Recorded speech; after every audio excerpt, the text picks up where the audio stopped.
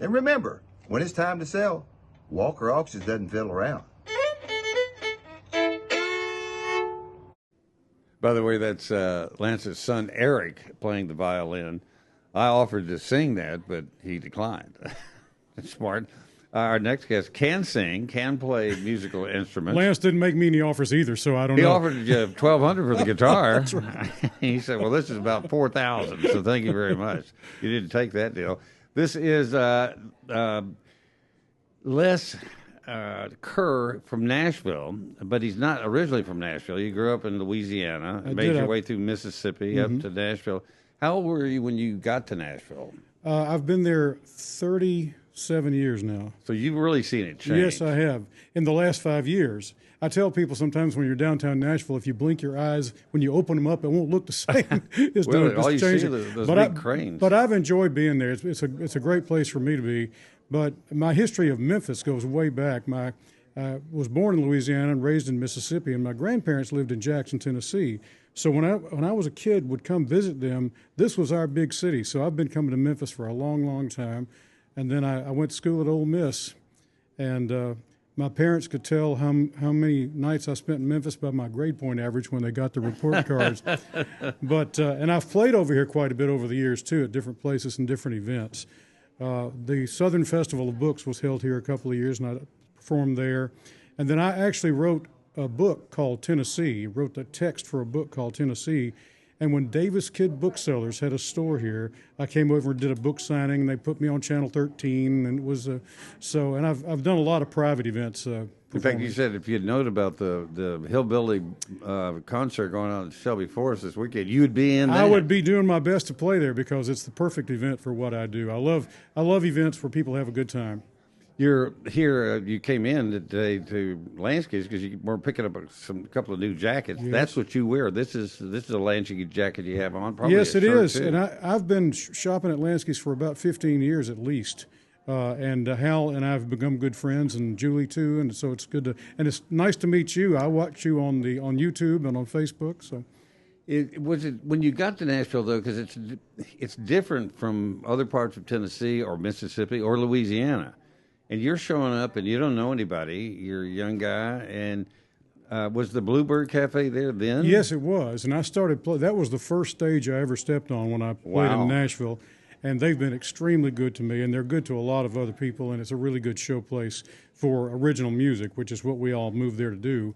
But, it's funny. I had grown up on the Gulf Coast, Pascagoula, Mississippi, and then I ended up in Mobile, Alabama for about 5 years as a radio news director. You and I have that in common, as being in TV news and radio news.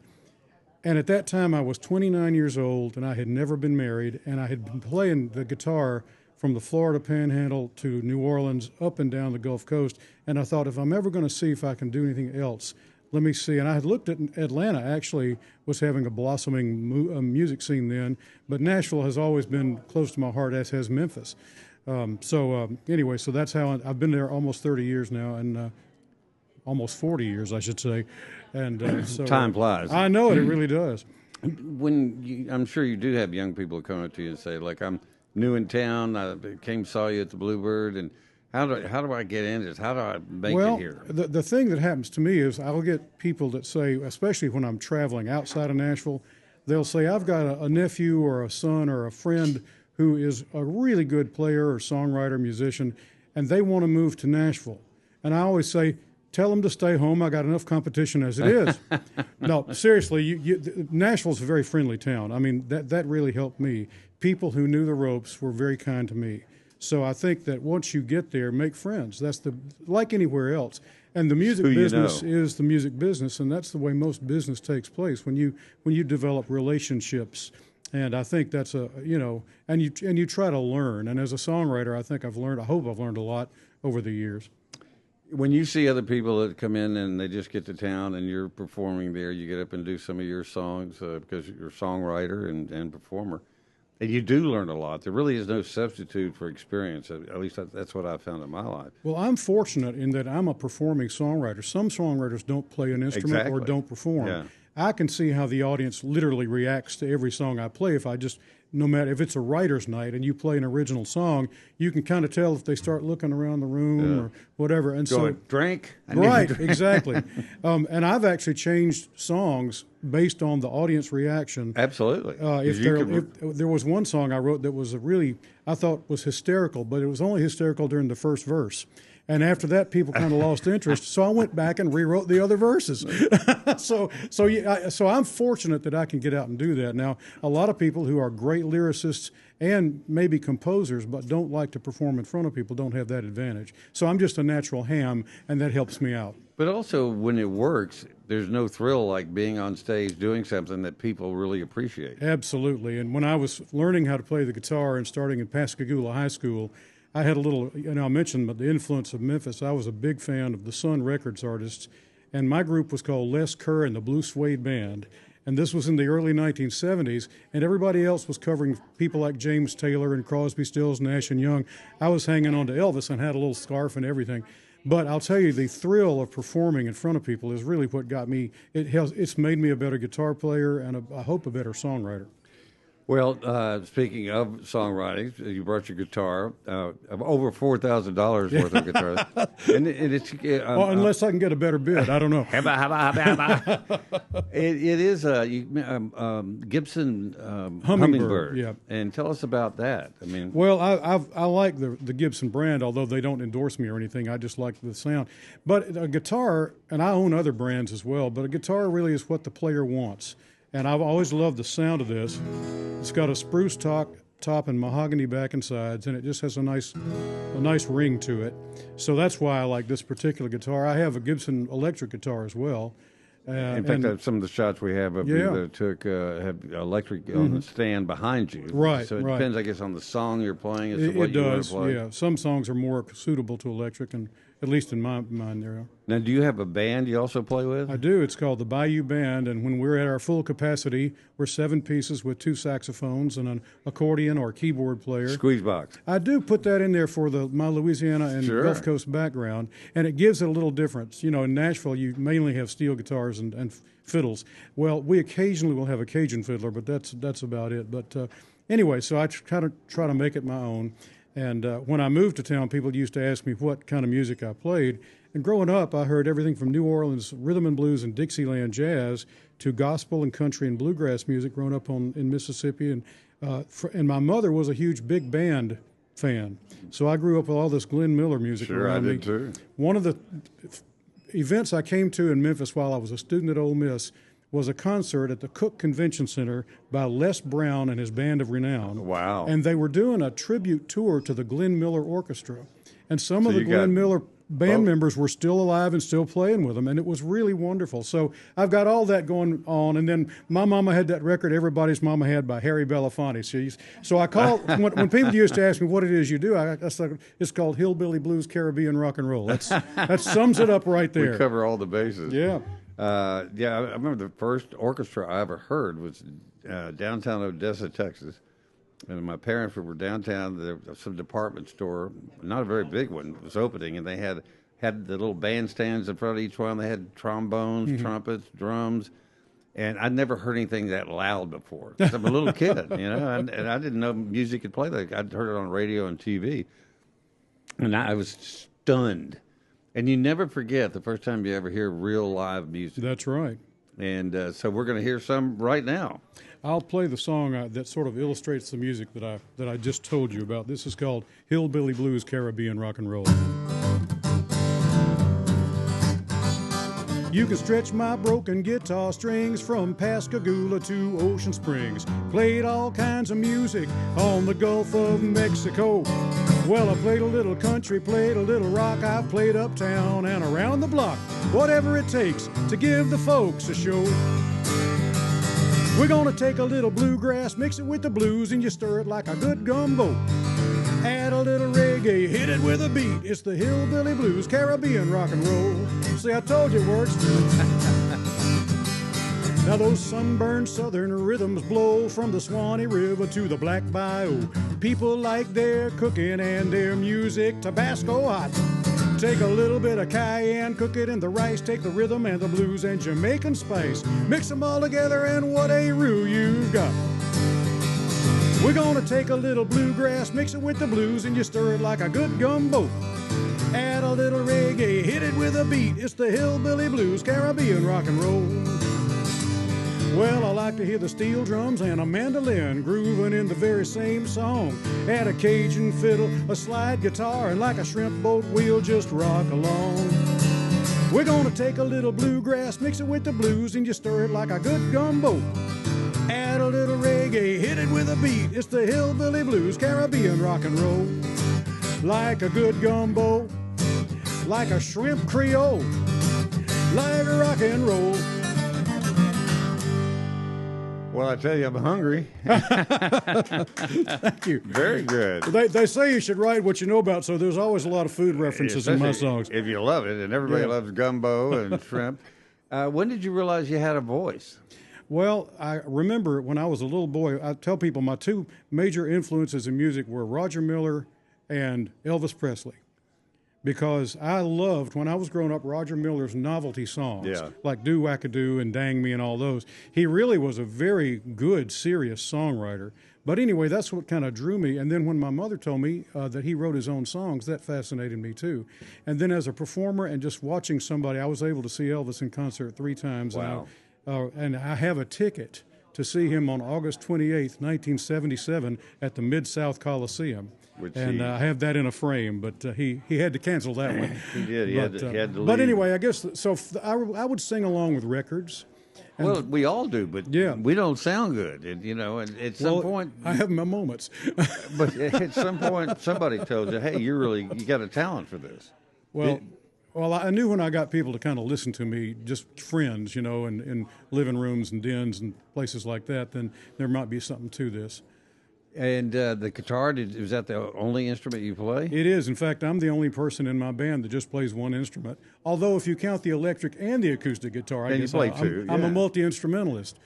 But, the guitar, I started when I was in 3rd grade. I thought, I want to learn to play the guitar. And so I got one and started taking lessons, and I just wasn't ready yet. I kept the old guitar, and then I went to, when I was in junior high school, I started picking it up again, and I bought a book on teaching yourself how to play the guitar. And that's really what I've done. And we had a real musical high school. There were a lot of people that knew how to play. So we all swapped information as we knew it. Well, now my son and daughter both learned on YouTube. They just download other kids teaching other kids how to play the guitar. Well, there are adult things on YouTube you can learn, like Tommy Emmanuel and people like that who are excellent guitarists. Sometimes do, not necessarily instructional, but they'll show you how they play a certain lick. So you can kind of watch that and learn. And the rest of it grows with your interest and your talent. And your dedication. Yeah. When people say they want to learn to play the guitar, I tell them, be prepared to just be bad for a while. And you have to have patience. And after a while, all of a sudden, it'll sound like that, but it's not automatic. And when I was in 3rd grade, I didn't realize that. I was so frustrated with myself, I said, I can't even do this. But now I do it for a living. Well, my parents knew me pretty well. That I'd lose interest in things very quickly, and so I begged them to buy me a guitar. They went to Sears and Roebuck, got me this Sears with this black and white string for the strap. Oh, yeah. And it had a musical note on the side, and it was black, with a white musical on the side. I was so embarrassed by it, I would walk down alleys to go take my lesson. And it wasn't much better at the lesson. My first one had a little, like a Western scene of a cowboy riding a horse and shooting a pistol and playing the guitar at the same time, like Gene Autry used to do in the movies, Yeah, that really happened. Oh, you got another song for us? I do, and since we're here in the Peabody, I love the blues, and I love the history of literature and music. And this, actually, the first line of it is from David Cohn, the famous author, who said, famously, the Mississippi Delta begins in the lobby of the Peabody Hotel and ends at Catfish Row in Vicksburg. It's a treat to be able to play this song in the lobby of the Peabody Hotel in Lansky's. Absolutely. So this is called the Sharecropping Cotton Chopping Delta Blues.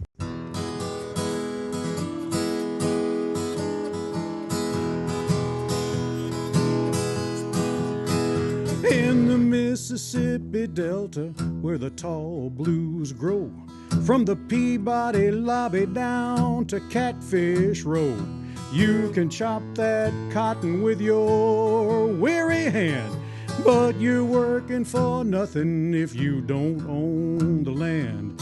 in your overalls and your holy shoes. You got the sharecropping, cotton chopping Delta blues.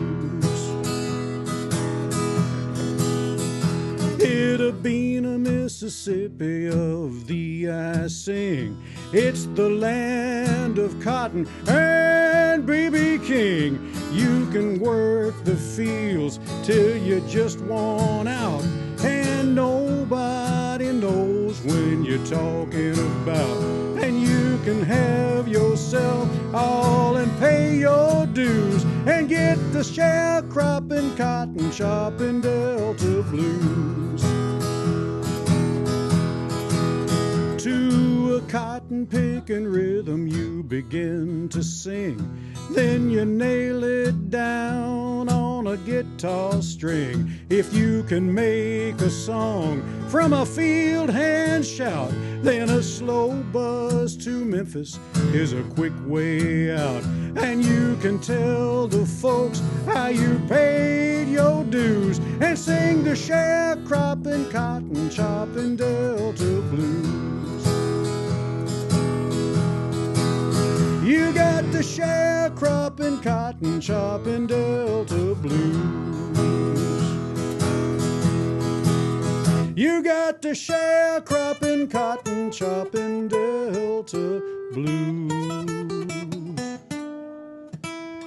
All right.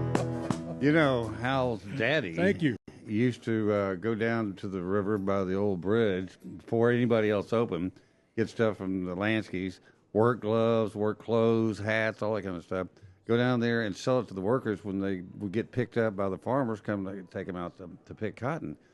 And he'd show back up about 9 o'clock or 10 o'clock at the store, and he'd be unloading his car, and he told me, all these other store guys, where you been? Where you been? He's like, I ain't telling you nothing. I've been out taking care of business, and he took care of the sharecroppers and the cotton pickers, and wherever there was business, that's where he went to get them to come in. And so, very apropos song. Well, thank you. It's, like I say, it's a real treat to be able to play it right here, too. Well, it is a great place, the hotel, Lanskys, everything, and everybody that comes here. You can tell they really appreciate it, you know, just shopping here and then coming to the lobby of the Peabody. And well, it's a destination. I mean, I drove over from Nashville today just because I wanted to come and visit. It's been great. And, you know, the Peabody just got a couple of big awards, I think, by Southern Living. It was voted one of the best hotels in the nation historically. And AAA gave it the 5 Diamond Award to Chez Philippe, the restaurant here. And I tell people all the time, there's really not anything like this in Nashville. You got the Hermitage Hotel, and it's nice, but it's not on the same plane. Well, I love the Hermitage, and I go there. You know, Nashville has some great places, and like I say, I've lived there for 39 years now, and I enjoy both cities. I think there are treasures in each one. I agree. I want to show a couple of your albums here. You've got Les Kerr, As Is. As Is, and that was a shirt that Lansky sold. One of the first shirts you sold me, Hal, was in that album cover. And the As Is a live album just with me and a guitar like you're hearing right now. The one on the other one is my newest one, Child of Highway 90, which has our full band in it and other different kinds of music. So anyway, I think that if people like it, they can be found online, as they say. And then you'll be headed back to Nashville. Is there someplace you play regularly in Nashville? Well, I play a lot of different special events. Like we're going to do for the 8th time with my band, we'll be doing the big citywide 4th of July celebration. And I do play the Bluebird Cafe occasionally. And I travel some. In fact, I was in Brownsville in March to do a Mardi Gras show. And I've headlined 34 Mardi Gras shows at the Bluebird Cafe. So we do, Mardi Gras is like tax time for an accountant for me. I get really busy during Mardi Gras. I always like Mardi Gras away from New Orleans. Oh, yeah. It's just as much fun. You don't have the crowds. Well, when I lived in Mobile, Alabama, which is actually where it started in the United States, I liked it a little more because it was more low-key. It was not the wild and crazy. It's still a lot of fun, don't get me wrong. But well, thank you for joining us today and coming down here. Start sending us messages on where you're performing, and especially here in Memphis, and we'll get you on. next time you come back and see us. Well, thank you so much. It's a real treat after watching you online. It's nice to meet you face to face, and all the crew and everybody here. Thank you. It is a family, and we love people coming on here and hanging out with us and sharing it with all the people that tune in like you. Well, thank you so much. You're sure welcome. That is our show for today. Thank you for watching, and we'll see you next time.